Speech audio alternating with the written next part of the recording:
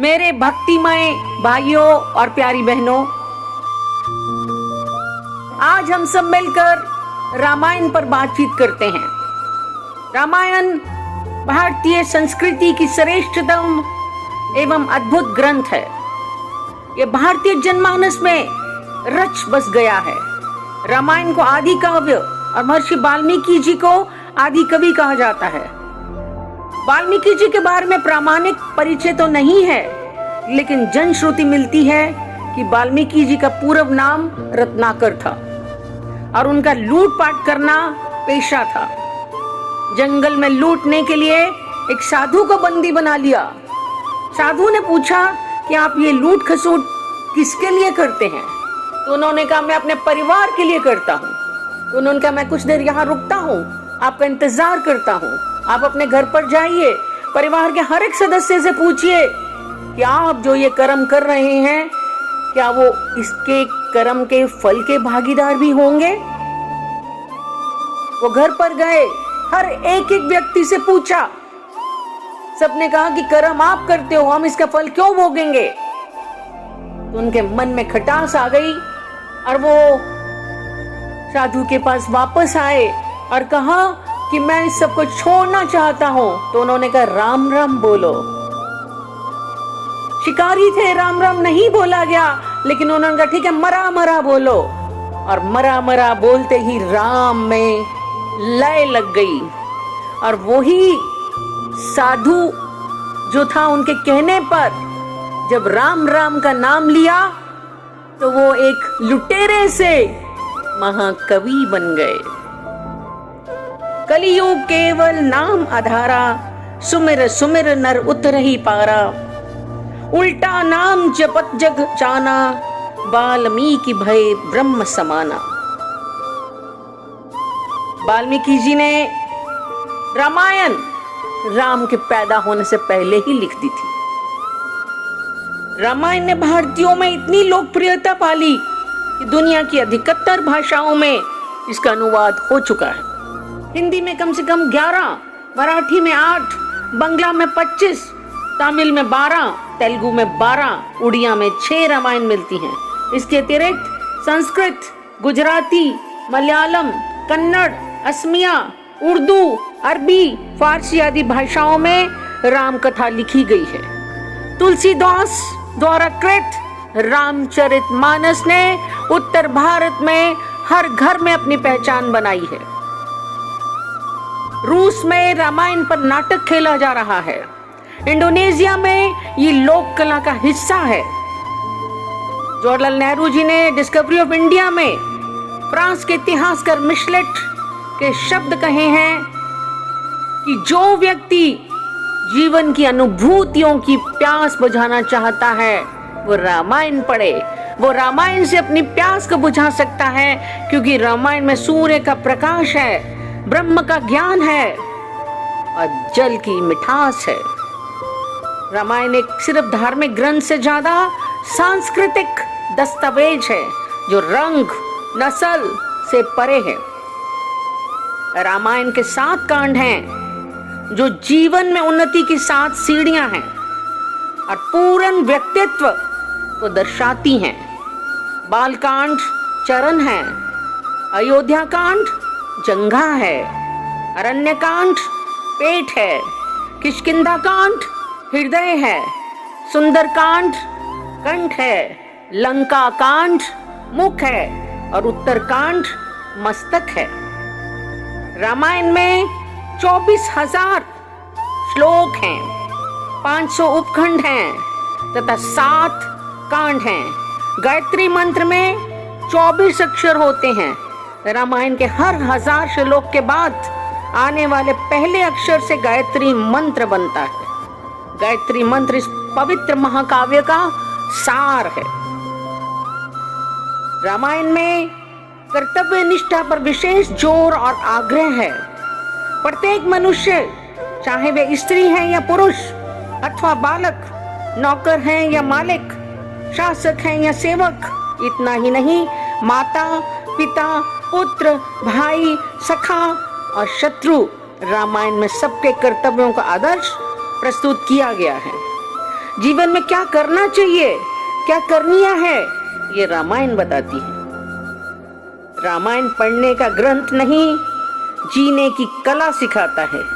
ये आदर्श गृहस्थ जीवन, आदर्श भाइयों के धर्म के साथ साथ सर्वोच्चम भक्ति, ज्ञान, वैराग्य तथा सदाचार की शिक्षा देने वाला है। ये महाग्रंथ स्त्री, पुरुष, बालक, वृद्ध, युवा सबके लिए समान उपयोगी है। इसलिए रामायण पूरे हमें जीवन जीने का शस्त्र है, ये सिर्फ एक ग्रंथ नहीं है। दशरथ जो तीर्थ राज प्रयाग हैं, राजधर्म के प्रतीक हैं, पवित्रता के पर्याय हैं, निष्काम और निस्वार्थ पुत्र वत्सलता उनसे ग्रहण करनी चाहिए। माताएं दशरथ रूपी प्रयाग को पवित्र करने वाली गंगा, यमुना, सरस्वती रूपा त्रिवेणी हैं। छोटी माता सुमित्रा सरस्वती समान है। सरस्वती नहीं तो प्रयाग भी नहीं, कैकेयी नहीं तो राम कथा नहीं। राम कथा का मूल है कैकेयी, जो भारत जैसे पुत्र उत्पन्न करे उसी का मातृत्व सार्थक है। लक्ष्मण शौर्य स्नेह के साकार समन्वय हैं, त्याग के ज्वलन स्वरूप हैं। वे इंद्रिय जीत हैं जिन्होंने 14 वर्ष तक अपनी नींद नहीं ली, वही इंद्रजीत को जीत सकते हैं। संसार को जीतने के लिए इंद्रियों को सबसे पहले जीतना है। भरत निर्मलता के साक्षात अवतार हैं, भगवान को पाने के लिए सब भोग छोड़ दिए। शत्रुघ्न जो छोटा भाई है, समर्पित कर्तव्य निष्ठा के आदर्श हैं, स्वयं को पीछे रखकर धर्म को आगे बढ़ाने की शिक्षा देता है। उसको यश की कामना नहीं, सत्य के शासन की कामना करनी चाहिए। उर्मिला, मांडवी, श्रुति कीर्ति वो भोग नहीं, पति के अंतःकरण से अपने अंतःकरण का योग ही दिव्यता देता है। हनुमान प्रभु भक्ति, सेवा और कर्म के साकार स्वरूप हैं, जिन्होंने धर्म के लिए समर्पित होकर पुरुषार्थ की सार्थकता की, अधर्म को मिटाने के लिए काम किया, धर्म की स्थापना करने का व्रत लिया। विभीषण जो है न्याय और सत्य के लिए अपने परिवार का धन, संपदा, सर्वस्व को भी छोड़ दिया और सत्य का साथ दिया। सुग्रीव मैत्री के आदर्श हैं। रावण अद्वितीय हैं, शौर्य है उनमें, और आज तक इतना ज्ञानी ब्राह्मण कभी पैदा नहीं हुआ, लेकिन रामायण ने दिखा दिया कि यदि आप में सदाचार नहीं है, कैरेक्टर नहीं है, तो आपकी कोई वैल्यू नहीं है। सीता माँ धैर्य की धुरी है, शील है उनमें, पावनता की गंगोत्री है और सतीत्व की ज्वलंत ज्वाला है। आज यदि हर स्त्री सीता माता का अनुसरण करे तो हमारे घर दिव्य मंदिर बन जाएंगे। श्री राम साक्षात धर्म है। धर्म को जानने के लिए मर्यादा पुरुषोत्तम राम जी को जानो। रामायण जीवन में उतारने का, जीवने का शस्त्र है। इसलिए रामायण को केवल पढ़े नहीं, बल्कि रामायण को जिए। रामायण में जिएगा जो, वह स्वयं श्री राम स्वरूप हो जाएगा। रामायण के मायने हैं राम प्लस आयन। आयन का अर्थ राम की यात्रा पथ, यानी वो पथ जिस पर चलकर राम एक बालक से महामानव बन गए, सबके पूजनीय भगवान बन गए। रामायण में सगुण साकार भगवान की आदर्श मानव लीला और उनके गुण, प्रभाव, रहस्य, प्रेम के गहन तत्व को बहुत ही सरल, रोचक और ओजस्वी शब्दों में प्रस्तुत किया गया है। इसलिए हर तबके के लोग बहुत चाव से इसको पढ़ते हैं। तुलसी रामचरितमानस को भी श्रद्धालु मंत्रों की तरह आदर देते हैं। इसके श्रद्धा से पाठ करने और उपदेशों का मनन और आचरण करने से, मधुर लीलाओं का चिंतन करने से आसानी से ईश्वर का प्रेम पाया जा सकता है। ये पढ़ने का ग्रंथ नहीं है, जीने का शस्त्र है। कलयुग में आज जब हमारे बच्चे बिगड़ रहे हैं, हमारे परिवार टूट रहे हैं और हम लोग अपनी सभ्यता को, अपनी संस्कृति को खत्म करते जा रहे हैं, हमें याद आता है कि हमारी दादी, नानी, माँ पहले हमें रामायण की कहानियां सुनाती थी, हमारे अंदर संस्कार रोपित करती थी।